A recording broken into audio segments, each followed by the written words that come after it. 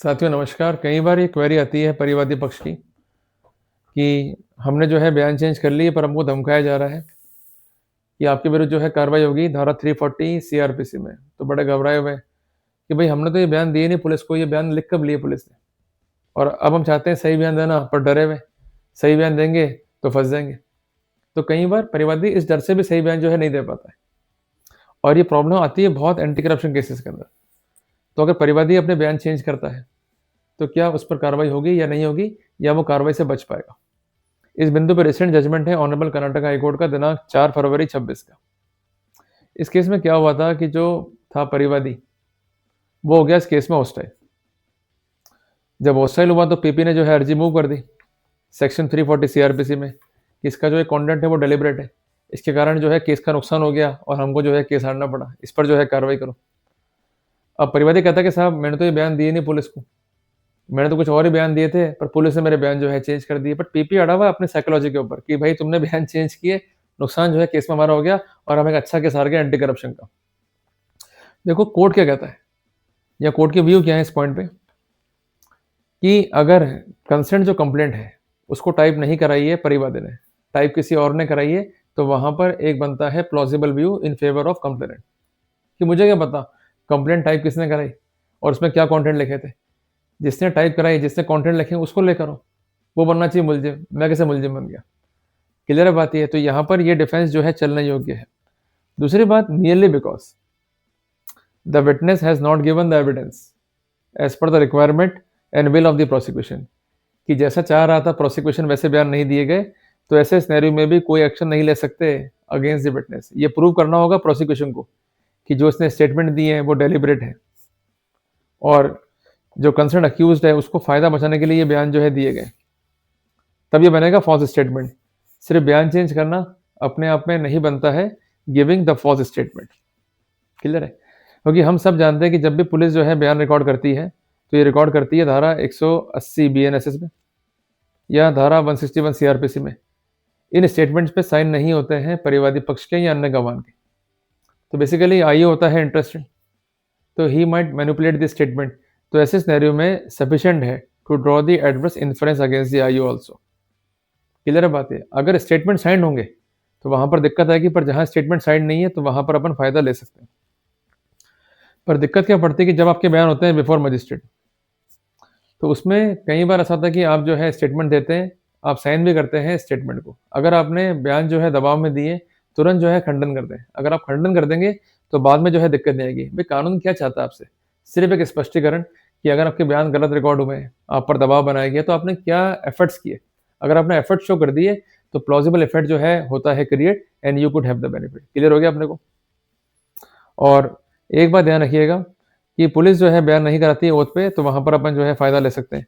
तो deliberately giving a statement is must, and apart from that the statement must be false and the evidence must be on the record that कि आपने statement दी है जानबूझ करके concern आरोपी को बचाने के लिए, तब जाके बनेगा ऑफेंस ये, अदरवाइज ये ऑफेंस नहीं बनेगा। देखिए जो न्यायिक कार्रवाई होती है उसमें झूठे बयान देना अपराध है ना, ये अपराध क्यों बने कि आप किसी को फंसाएंगे नहीं, किसी को जो है तंग नहीं करेंगे। अरे आप तो सच्चे बयान दे रहे हो, किसी को आप बचा नहीं रहे हो।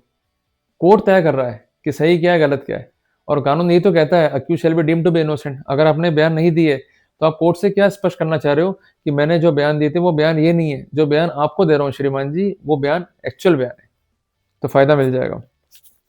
इसके अलावा एक महत्वपूर्ण फैसला है ऑनरेबल कर्नाटक हाईकोर्ट का दिनांक 16/9/2013 का, कि अगर पूर्व में दिए गए बयान से विरोधाभास आ गया, जिसको हम कहते हैं इनकंसिस्टेंसी, या बयानों में जो है कॉरोबोरेशन नहीं आया, तब भी केस नहीं बनेगा गिविंग ऑफ फॉल्स स्टेटमेंट का।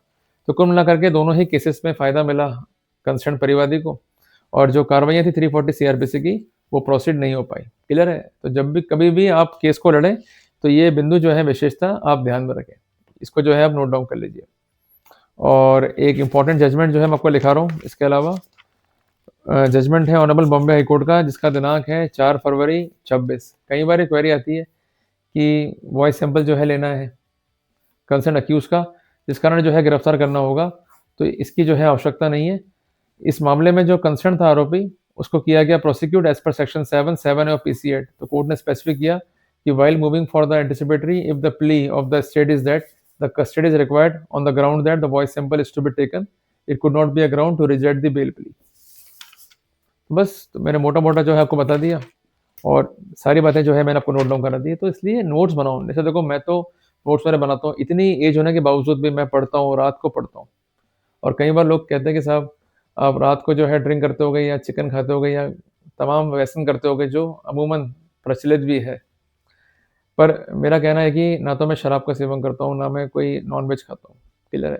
क्योंकि मैंने कसम खा रखी है सामने बालाजी के कि मैंने कहा भई अगर हम लड़ रहे हैं लोगों के लिए, तो हम ऐसा कोई गलत काम नहीं करेंगे, कोई गलत व्यसन नहीं करेंगे जिससे खुद को जो है शर्मिंदा होना पड़े आपकी निगाह में, क्लियर है?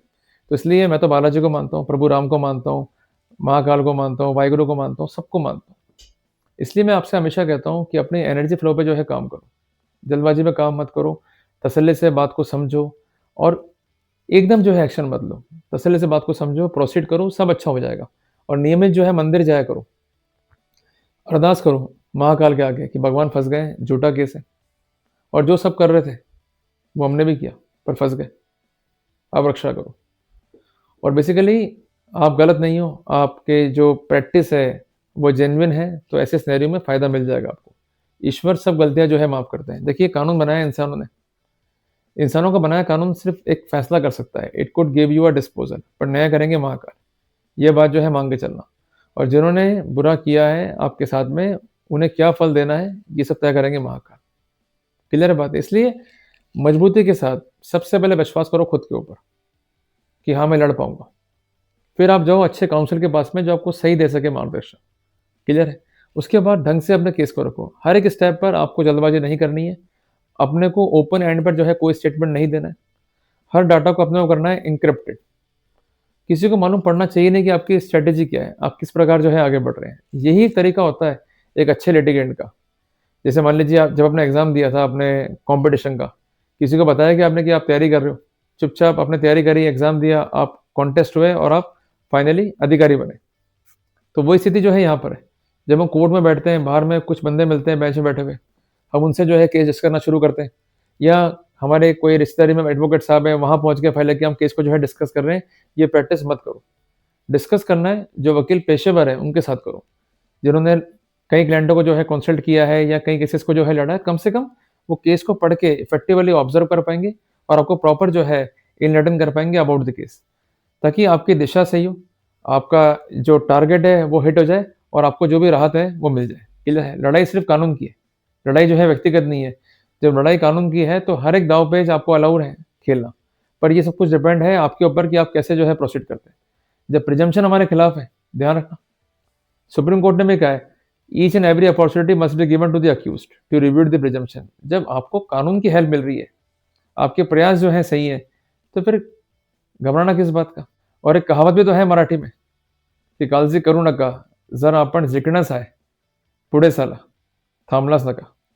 तो अपने को कहीं बैठना नहीं है, आगे चलना है। निश्चित तौर पे अपन जीतेंगे। जल्दी मिलेंगे एक नए विचार के साथ में।